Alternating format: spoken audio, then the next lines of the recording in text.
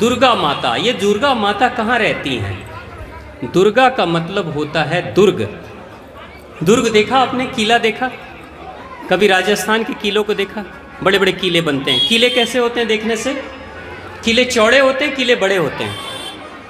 लंबे लंबे किले, किले लंबे लंबे होते हैं। चार दीवारी चारों तरफ से घिरे हुए किले बने होते हैं ताकि कोई दुश्मन हमला न करे, अपनी रक्षा करे। तो उन्हीं को बोलते हैं दुर्ग। जैसे राणा प्रताप के भी दुर्ग बने, शिवाजी ने भी कई दुर्ग बनाए, ये सब दुर्ग बनाए। उन दुर्ग में ये लोग छिपे रहते थे और वहाँ से शत्रुओं पे हमला करते थे और बाहर के हमला से अपने आप को बचाते थे, उसको दुर्ग बोलते थे। वही दुर्ग ये है शरीर। हम लोग चौड़े हैं कि लंबे हैं? आपकी चौड़ाई ज़्यादा है कि लंबाई ज़्यादा है? सबकी लंबाई ज़्यादा है, कोई चौड़ाई ज़्यादा नहीं है, सब लंबे ज़्यादा हैं। ठीक है, तो यानी कि किले की तरह हम सभी खड़े हैं। किले की तरह हमारा शरीर खड़ा है।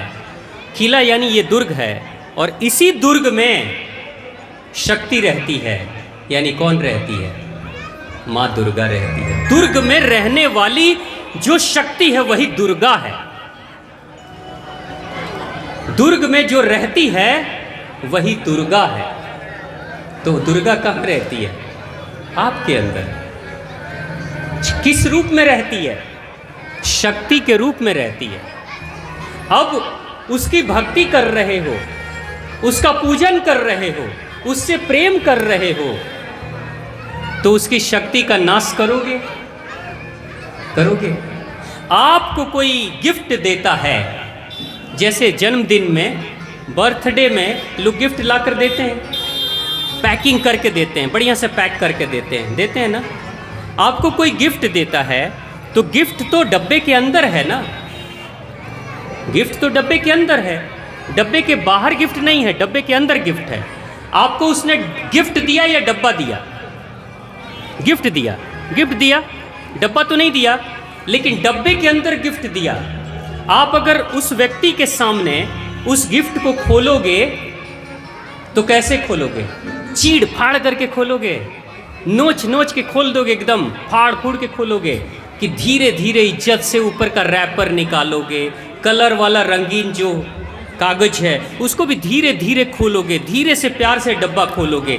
जबकि डब्बा नहीं चाहिए, लेकिन कोई इंसान जो आपसे बहुत प्रेम करता है, बहुत श्रद्धा से लेकर अगर उपहार भी आया है तो उसके उपहार को भी इज्जत से खोलोगे, है ना? इज्जत से खोलोगे, चीड़ फाड़ करके नहीं रख दोगे। तो आप जैसे भगवान माँ आद्य शक्ति है, तो माँ आद्य शक्ति क्या कहती है? शक्ति रूप में मैं ही विराजमान तुम्हारे अंदर हूँ। तो मैं, अगर तुमने मुझे अपने अंदर रखा है तो कैसे रखोगे? इज्जत से रखोगे कि बेइज्जत करके रखोगे? इज्जत से रखोगे। तो इज्जत कैसे होती है? उस शक्ति का इस्तेमाल करके झूठ बोलो, लोगों को धोखा दो, जेब काट लो, पैसे खा लो, छोटे भाई को समझा के चॉकलेट बड़ा वाला खा लो, उसको 5 पैसा का चॉकलेट पकड़ा दो, है ना? यानी कि आप याद रखना, नवरात्र चल रहा है तो वो सिर्फ धूप बत्ती माता को मत जला देना। वो जलाओ, वो तो अच्छी बात है, मंदिर भी जाना, प्रसाद भी चढ़ाना, प्रसाद भी खाना, व्रत उपवास भी करना, लेकिन एक बात हमेशा याद रखना कि क्या 9 दिन, 9 दुर्गा, इन 9 दिनों में आपने अपने किले रूपी दुर्ग में रहने वाली दुर्गा का उपयोग किया है या दुरुपयोग किया है?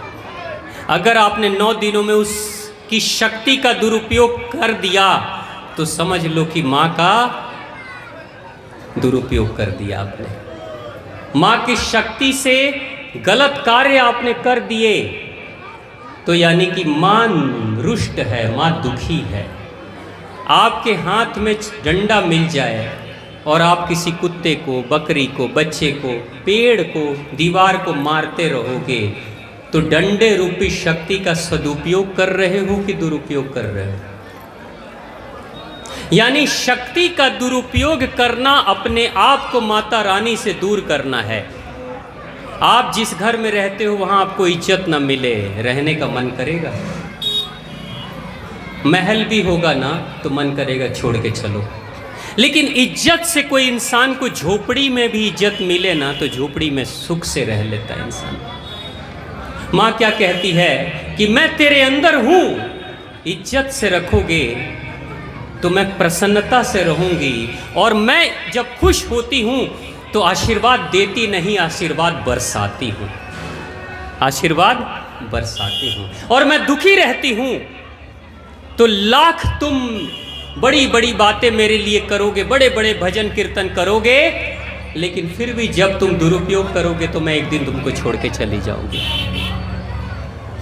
अपने माता पिता को, आपके पिताजी हैं, आपके माताजी हैं, आप रोज सुबह सुबह उनके पैरों की पूजा करो, और पिताजी बोले बेटा मन लगा कर पढ़ाई करो, और आप मन लगा के पढ़ाई मत करो, बस रोज पूजा करो, उनका पैर धो, उनके पैरों पे फूल चढ़ाओ, लेकिन पिताजी कह रहे हैं पढ़ाई कर बेटा, तो तुम पढ़ाई नहीं कर रहे हो, बाकी सब कुछ कर रहे हो। कितने दिन पापा जी खुश रहेंगे? पिताजी खुश रहेंगे? माँ खुश रहेगी? यानी कि पिता को मान रहे हो, माँ को मान रहे हो, लेकिन माँ का कहना नहीं मान रहे हो, पिता का कहना ही नहीं मान रहे हो, तो वो प्रसन्न रहेंगे? तो भगवान को प्रसन्न करने का मतलब एक ही रास्ता है, सुगम रास्ता, कि भगवान की मानो, उनका कहना मानो। वो क्या कहते हैं वही कहते हैं जो ग्रंथों में कहा गया है, वही कहते हैं जो सत्संग प्रवचन में होता है। किसको नहीं पता है कि गलत नहीं करना चाहिए, किसी के साथ अन्याय अनर्थ नहीं करना चाहिए, किसी का हक नहीं मारना चाहिए, किसको नहीं पता है चोरी नहीं करनी चाहिए, किसको नहीं पता, फिर भी लोग करते हैं। तो ये सब कुछ करके वो क्या करते हैं? अपने ही भगवान को अपने आप से दूर करते हैं और कुछ नहीं करते। अपने भगवान को अपने आप से दूर कर लेते हैं। फिर ऐसे ही व्यक्ति के जीवन में कोई दुर्घटना घटती है ना, तो वो व्यक्ति कहता है अरे इतने सालों से मैं पूजा कर रहा हूँ, इतना व्रत उपवास कर रहा हूँ, लेकिन तब भी मेरे साथ देखो ऐसी ऐसी दुर्घटना घट गई। तो वो ये तो नहीं बोलता है ना कि मैं दुरुपयोग कितना किया हूँ अपने भगवान की शक्ति का। यानी जहाँ सम्मान नहीं वहाँ का वास नहीं है, वहाँ पे निवास नहीं है। आप चाहते हो कि माता रानी का आशीर्वाद बरसे, तो बस 9 दिन, आज कौन सा दिन है? पहला दिन है। 9 दिन बस एक व्रत करना। इन 9 दिनों में बताओ करोगे आप लोग? 9 दिन, बस 9 दिन एक काम कर लेना। कितने लोग करेंगे? हाथ उठाइए। अब मैं बताता हूँ क्या करना है। 9 दिन का व्रत। 9 दिन किसी की चुगली मत करना।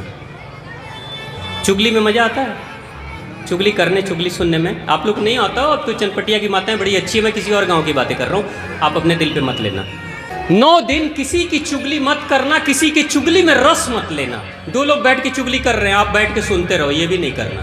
9 दिन 9 दिन किसी के लिए बुरा मत सोचना, अपने दुश्मन के लिए भी बुरा मत सोचना। ये मत कहना, मन से भी मत कहना नाश हो जाए उसका, बर्बाद हो जाए, वो बिगड़ जाए, खराब हो जाए, बिजनेस ठप हो जाए, उसकी बेटी की शादी टूट जाए, तो उसका बेटा फेल हो जाए। ये 9 दिन बिल्कुल मत करना। यानी कि सिर्फ बुरा बोलना मत, बुरा सोचना भी मत। 9 दिन सोचना भी मत, क्योंकि सोचोगे तो भी माँ की ही शक्ति का दुरुपयोग होगा।